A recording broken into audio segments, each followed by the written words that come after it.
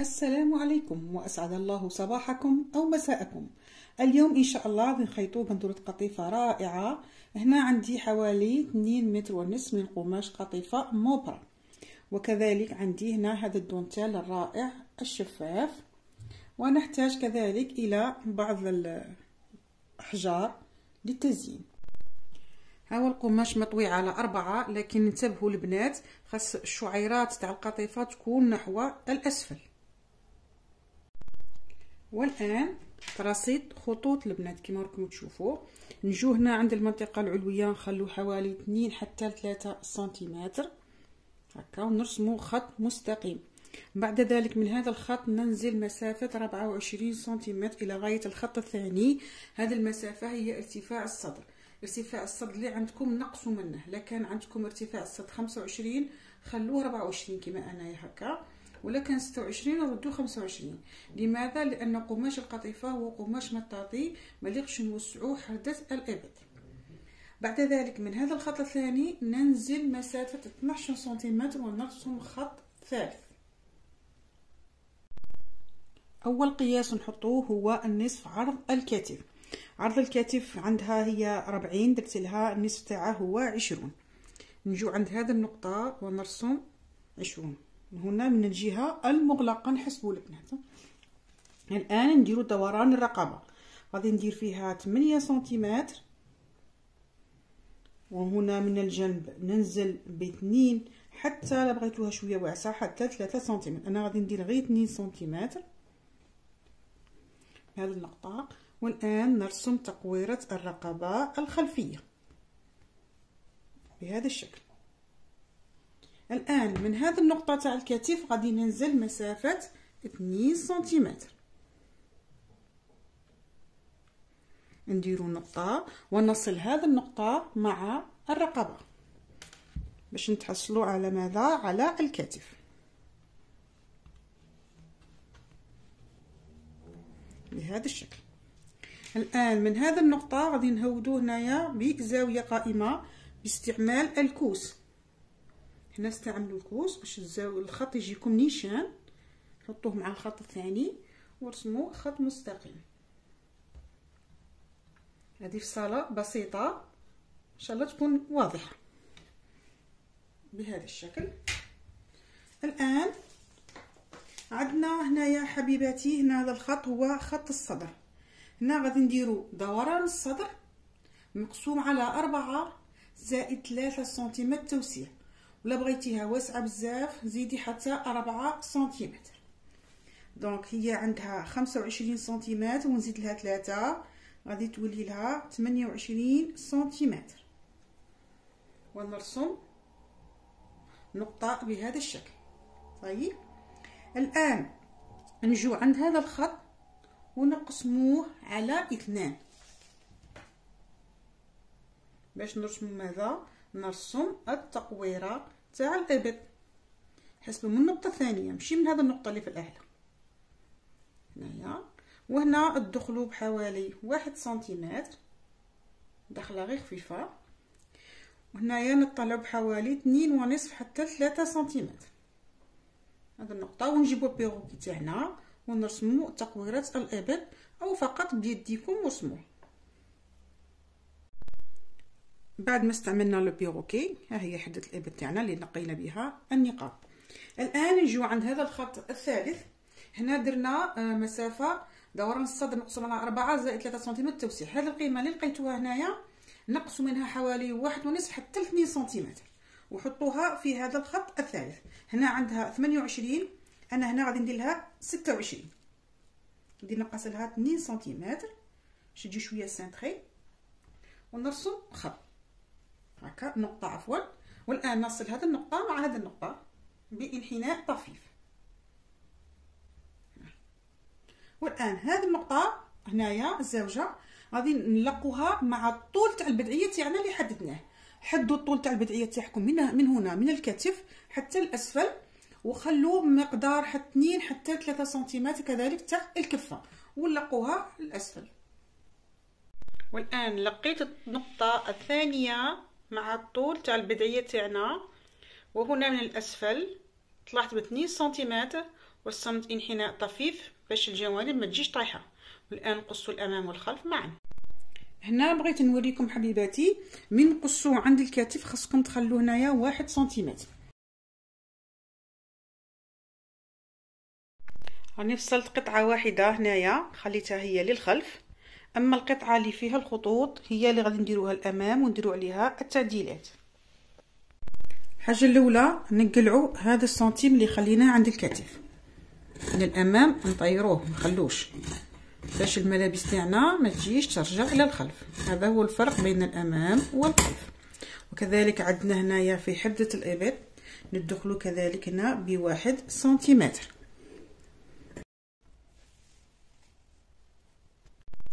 والان نجو من هنا من الامام من هذه النقطه نهودوا مسافه 15 سنتيمتر ونضع علامه. ابتداء من هذه العلامه ندخلوا ب9 سنتيمتر كذا، ونرسم نقطه هنا، نرسم خط مستقيم. هذه النقطه الان نلقوها مع راس الكتف. هنا تحصلوا على رقبه كي دايره رقبه مربعه البنات، مستطيله بلوتو تاعها بهذا الشكل. هيا باش تخرج لنا هذا الشكل تاع الرقبه. والان نقصوا عادي. هاي الرقبه تاعنا بعد القص. الان نفصلوا التبطين تاع الرقبه الاماميه والخلفيه.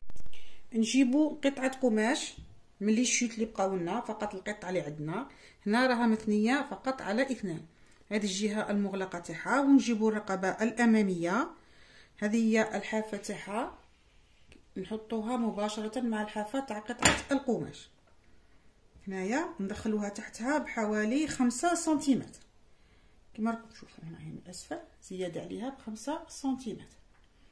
والان نرسم نفس الشكل تاع الرقبه تاعنا باستعمال الطباشير، نفس الشكل باش كي نخيطوها معها تجي سوا. وكذلك عند الكتف كذلك نرسم نفس الشيء بهذه الطريقه كما راكم تشوفوا. ونجو هنايا نخلو كذلك 5 سنتيمتر.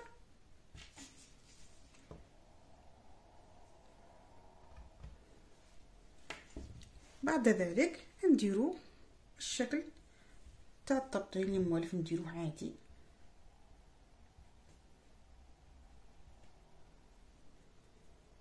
حتى الاسفل ونقصوا هذا الشكل. ونفس الشيء بالنسبه للخلف، ثاني جبت قطعه قماش مطويه على 2، الرقبه الخلفيه نحطوها هنايا تحتها بحوالي 5 سنتيمتر.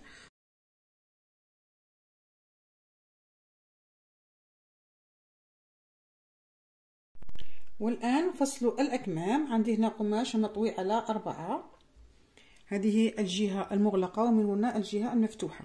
نرسم خط باش نسوي اي اعوجاج يكون في القماش. الان من هذه النقطه نديروا مسافه ارتفاع الصدر. انا عندي 24 سنتيمتر ونحط هنايا 24 سنتيمتر. الان من هذه النقطه ندخل مسافه 12 سنتيمتر. هذا قياسات، هذا القياس تاع 12 سنتيمتر هو كما نقول لكم نديروه ستاندار عند الكم تاع الشخص الكبير. الان من هذه النقطه نصل راس الكم بخط مستقيم، تفصيل الكم عادي لكن التزيين ان شاء الله يجي شباب. الان هذا الخط نقسموه على 2 باستعمال شريط القياس هكذا. وهذه المسافة كذلك نقسموها على 2، وهذه المسافة نقسموها على 2 ان شاء الله الامور تكون واضحة. هذه الجهة منا اللي عند رأس الكم نخرجوا ب1 سنتيمتر، اما هذه النقطة اللي منا اللي داخل الكم ندخلوا بها ب1 سنتيمتر ونرسم تقويرة الكم بهذا الشكل.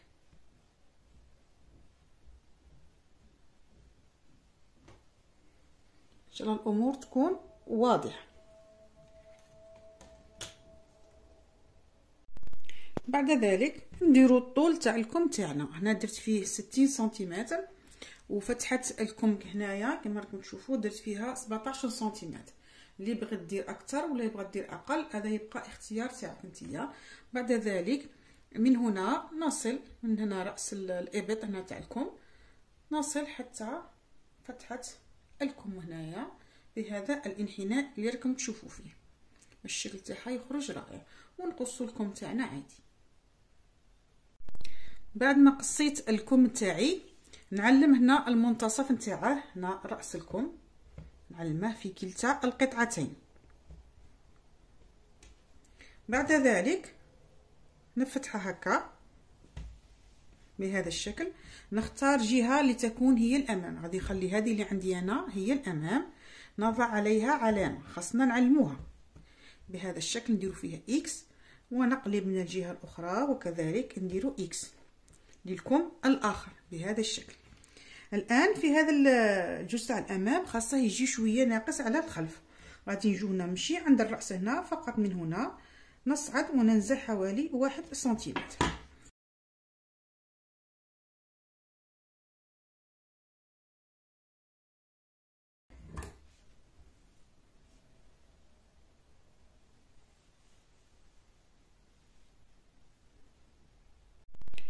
اخر مرحله في القص، القماش اللي بقى لي راه مطوي على 4 دائما، غادي نقص شريط هنايا العرض تاعه 7 سنتيمتر بهذا الشكل، ويجي طويل بزاف. غادي نستعملوه في التزيين في الرقبه. قبل ما نقلعوا الخياطه نجهزوا الان التبطين. نجيبوا لاطوال كولونت، هذا هو الوجه اللي فيه الغراء، وهذا هو التبطين الامامي والخلفي. دونك الان الخلف تاع التبطين يكون مع الغراء بهذا الشكل، نسووه جيدا.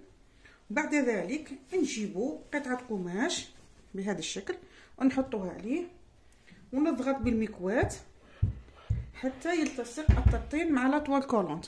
بعد ذلك نقصوا الشكل تاعنا كامل ونديروا له السرفاله فقط من الجهه الخارجيه، من هنا ومن هنا. ها هو التبطين تاعنا جاهز. الان نجيبوا القطعه الطويله تاعنا اللي قصيناها نديروها على 2 بهذا الشكل، ونجيبوا المكواة تاعنا نقصوا لها الحراره ونحدوا جيدا تنحصلوا على هذا الشريط اللي على 2. والان نجيبوا الشريط تاعنا ونديروا له خياطه على الطول كامل.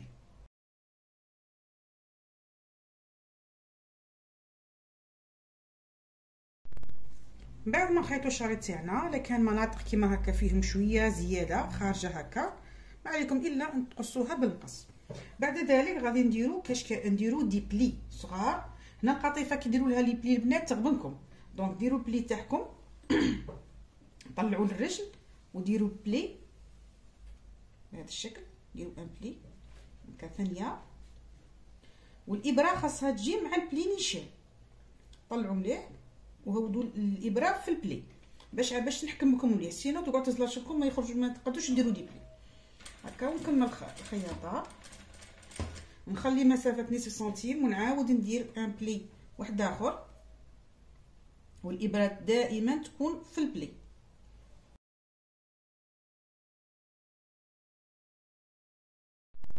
وها هما لي بلي جاو اكثر من رائعين. كي تكملوا فوتوا عليهم بالمكواة بدرجه حراره منخفضه. وهنا كاين ملاحظه، اذا لقيتوا صعوبه في الخياطه تاعهم بالماكينه ما عليكم الا ديروا هاد لي بلي بالابره والخيط، لان من بعد غادي نخيطوهم بالماكينه. نجيبوا الدونتيل تاعنا الان نديروا على 2 ونفتحوه في الوسط باش نتحصلوا فقط على النصف. غادي نخدموا غير بالنص، نفتحوه كامل بنات باش نخدموا غير بهذا النص. والان نركبوا الدونتيل. هذا هو تاعنا، هذا هو الوجه تاعه. نجيبوه ونحطوه بهذه الطريقه، وهنا نخلوه 1 سنتيمتر من الاعلى عند الكتف. شوفوا معايا هنايا، هنا عند الزاويه شوفوا واش نديروا. ها هو الدونتيل تاعنا ندوروا عادي بهذه الطريقه كما راكم تشوفوا، ونجو هنايا ونقلبوا بهذه الطريقه هكا. شفتوا؟ تسمى هنا غادي يجي عندنا الظهر وهنا غادي يجي عندنا الامام. نعاودها لكم. ها هو الدونتيل تاعكم، جيبوه بطريقه مستقيمه. كي تجوا هنايا دوروه كاين اللي غادي ندورو هكا، شوف، ونجو هنا دي نقلبوها هكا. خاص هذه المسافه تكون نفسها هذه المسافه، ونمسك الخدمه تاعنا هنايا بالدبابيس عادي.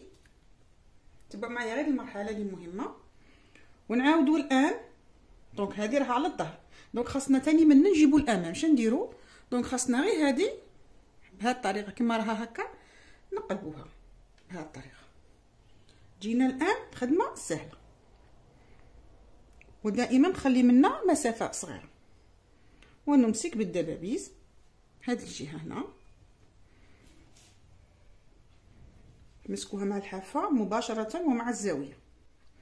الان تحصلنا الان على هذا الشكل. شنو نديروا؟ غادي نحكموا هكا، شوفوا معايا، نحكموا منا ونقلبوا هذه نقلبوها هكا بهذا الشكل. شوفوا معايا، شفتوها معايا؟ دونك الان هذا عندنا الوجه وهنا صنعت لنا الزاويه، حنا نحوسوا على هذه الزاويه. نمسك نحكم الدبابيس تاعنا، نمسك هذه الزاويه بهذا الشكل. شوفوا الزاويه جاتنا مقاده سوا. والان بالنسبه للمبتدئين، دونك كي تقادوا هذه الزاويه جيدا، جيبوا ابره والخيط يكون لون مختلف وخيطوا لي هذه الزاويه من هنا حتى لهنا هكا، خيطوها جيدا بالابره والخيط. جيتوا تمشوا بالخياطه من هنا حتى الزاويه الاخرى، حتى القنت تاع الزاويه الاخرى.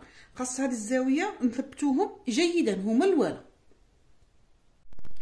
بعد تثبيت هذه الزاويه كاع، زدت ثبت انا منا من هذا الكوتي، وهذا منا ومنا باش الدونتال تاعي كي نديه الماكينه ما يتحركش.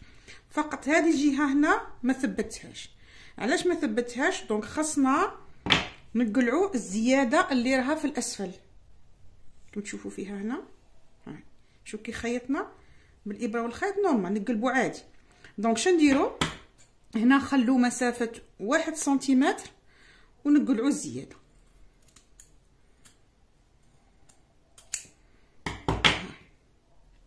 صحيح باش كي نقلبوا تجينا هنايا النهايه هنايا تجي نظيفه. بقى هنا قنت ولا ندخلوه للاسفل بهذه الطريقه هنا، ونفوتوا الماكينه. نديروا نفس العمليه من الجهه الاخرى. هنايا حبيباتي كاين ملاحظه، لا كان الدونتال تاعكم ماشي شفاف عادي تقدروا هذه الزيادات تقعد تحتها معليش ما تبانش. والان راني ثبت الدونتال تاعي كاع بماكينه الخياطه من كل الجوانب. الان نجيبوا قطعه التزيين هذه اللي غادي نديروها. شوفوا نحكموا هذه القطعه تاعنا نحطوها بهذا الشكل كما راكم تشوفوا، نبقوا دايرين منا بهذا الشكل وندوروا حتى الجهه المقابله. ركبوها بهذه الطريقه. عندنا غادي نركبها كذلك بالابره والخيط باش كلشي يجي محكوم مع بعضه. هنا كاين ملاحظه، لا حبيتوا البنات ما ديروش هذه القطعه اللي ما تبغيش تزيد على روحها الخدمه، اللي بغات تخلي فقط الدونتيل. هنايا هذه المسافه هنايا كي كان على 2 حنا خلينا هنايا 9 سنتيمتر. اما بغات دير هذه القطعه هنايا ما تخليش 9، تخلي فقط 7 او 8 سنتيمتر. 7 احسن باش الصدر تاعكم يجي مجموع. وهنا ما تهودش ب 15، تهود في حوالي 14 سنتيمتر. صاي حبيباتي، هذا يبقى اختيارك، لا بغيتي تخليها غير بالدونتيل. دونك الان غادي نركب هذه بالابره والخيط ونعاود نرجع لكم بعد ما ثبتهم بالابره والخيط. دونك هنايا عند الكتف اذا خرج لكم هنايا بلي، هنايا ما تخلوش هنا بلي باش ما تخرجش غليظه كي نخيطوا. هنايا لا خرج لكم بلي حلوه فقط بهذه الطريقه. ثبتوا جيدا ونجيبوا الطبطين تاعنا. الان الطبطين تاعنا غادي نجيبوه على الظهر كيما هكا. دونك نديروا الوجه مع الوجه بهذه الطريقه، وخاص الزاويه هذه وهذه تكون مطابقه مع هذه الزاويه بهذا الشكل. ونحكموهم كاع بالدبابيس، واذا حبيتوا كذلك بالابره والخيط استعملوا الابره والخيط. ما تستغربوش كي نقول لكم حكموا بالابره والخيط، لانه اغلب المدارس الكبرى للخياطه تستعمل الابره والخيط باش تثبت الاجزاء، باش كي يخيطوا في ماكينه كل جزء يجي مطابق مع خوه ويجي سوا.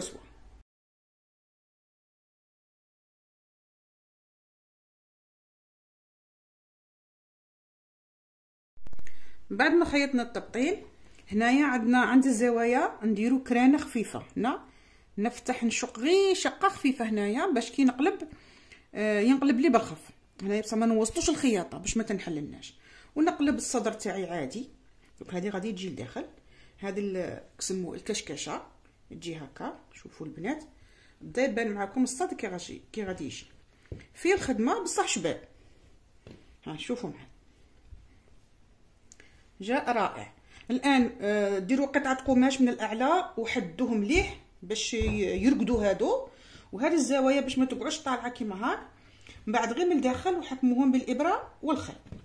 اما بالنسبه للتبطين تاعنا هذا نديروا من الاسفل نديروا لا فيزلين صحيح ونحدوه باش يلصق مليح. اما بالنسبه للرقبه الخلفيه نجيبوا التبطين تاعنا، هذا الوجه وهذا وجه التبطين بهذا الشكل نحطوها تكون سوا. كي نخيطوها منا على 1 سنتيمتر نجو هنايا عند الرقبه. شوفوا هنايا نديروا فتحات صغيره باش الرقبه تدور معنا بكل سهوله هكا، فتحات صغيره البنات. وكي نديروا فتحات نقلبوا الرقبه تاعنا بهذا الشكل، نسووها جيدا ونفوتوا عليها بالمكواة، بصح ما نديروش لا فيزلين حتى كي نلصقوها مع الامام. الان نجيبوا الامام تاعنا، هذا هو الجهه الخلفيه تاع الامام، وهذو لي بلي هنايا هذه الجهه منا. شوفوا غادي نرويها اللي الداخل هكا بهذا الشكل، ونديرها مع مستوى الكتف نيشان، ونمسكها بالابره والخيط باش كي نخيطها بالماكينه نكون سور بلي راني حكمتها غايه هكا فقط بغرز بسيطه. بعد ذلك نجيبوا الخلف نتاعنا، هذا هو هذا الخياطه اللي عند الكتف هنايا، اللي عند الرقبه والكتف هنايا، هذه البلاصه نحطوا معها المنتصف تاع هذه نيشان، نحطوها معها مباشره هكذا، ونقادو مع الكتف نيشان، ونجيبوا هذا التبطين ونقلبوه عليه بهذا الشكل هكا، نقلبوا عليه ونمسك بالدبابيس ونعاود نقاد الكتف تاعي كامل نيشان، نديره سوا ونفوت خياطه على بعد 1 سنتيمتر من الجهه هذه والجهه الاخرى. بعد ما نخيطوا الاكتاف الان نقلبوهم هكا باش تخرج لنا الخدمه نقيه. والان نقدروا نديروا لا فيزلين هذا تحت الرقبه الخلفيه ونحدو باش نثبتو جيدا. هنا من الامام باش هذو لي بلي هنايا اللي جاو فوق لي مع الرقبه الخلفيه، شوفوا كي نديروا، شوفوا هذا هو الخلف تاعهم، فقط نحلو شويه هكذا بهذا الشكل ونثبتوها هنايا بالابره والخيط. بالنسبه للاكمام نجيبوا الدونتيل تاعنا، هذا الوجه تاعه ونحطوه بهذه الطريقه ونفوتوا خياطه على طول من هنا ومن هنا باش نثبتوه جيدا. بعد ذلك نجيبوا قطعه اخرى من هذا لي بلي، ها هي درتها على حسابه، ونحطوها كذلك بهذا الشكل، ومنا خلوا 1 سنتيمتر بدون بلي هنايا بلا بلي باش يساعدكم في الخياطه. ومن بعد نفوتوا الخياطه كامل عليه، واللي عندها آلة سفالة تستعملها احسن، فنتحصلوا الزينات على هذا الكم الرائع. شوفوا معايا بعد ما فوت عليه المكواة، وهنا هاو من الداخل خياطه نظيفه. الان ما بقى لينا الا نركبوا الكم تاعنا، نجيبوا المنتصف تاع الكم ها هو مع المنتصف تاع الكتف بهذه الطريقه، هاي الامام اللي علمناها كي درنا فيها اكس تبقى لنا هذه هي الامام، ونركبوا الكم تاعنا عادي هذه الجهه والجهه اللي منها ثاني هكا، ونخيطوه بهذا الشكل. ها شوفوا معي جاء رائع. بعد ذلك نحكموا الابط تاعنا واحد مع واحد. وهنايا كذلك الكم نحكموه هنا بهذه الطريقه، لكن هنايا كي تحكموا عند الاكمام لازم الدونتيل يكون متطابق مع خوه هكا، وهنايا يكونوا سوا. وفوتوا خياطه كامل على البدعيه تاعنا، نغلقوها، واللي عندها السرفاله دير سرفاله احسن. والان بقينا نلصقوا فقط هذه الاحجار الجميله. هنايا يبقى التزيين اختياري، وين حبيتوا ديروهم. انا غادي ندير عند راس تاع الدونتيل بهذه الطريقه، غادي ندير حبيبات، غادي نوزعهم كامل. وهنا عند الورود ثاني اللي عندها بزاف، اللي عندكم بزاف ديروا ثاني عقيقات في وسط الورده، في القلب تاع الوردات باش يجي شباب. وكذلك بالنسبه للاكمام نديروا له الورود ونديروا هنايا حبيبات هكا نرشوهم باش يجي المنظر جميل. الان غادي نعمرهم وندير الكفه البدعيه تاعنا ونشوفوا الشكل النهائي. وهذا هو الموديل نهار اليوم البنات، ان شاء الله يعجبكم. شوفوا لي هاد لي مونش اكثر من رائعين، وهذا الصدر بمنتهى الجمال. والان ما تنسونيش بالدعاء واللايك والاشتراك، وكثروا لي البنات لي كومونتير باش يطلع لي فيديو غايه. ومع السلامه.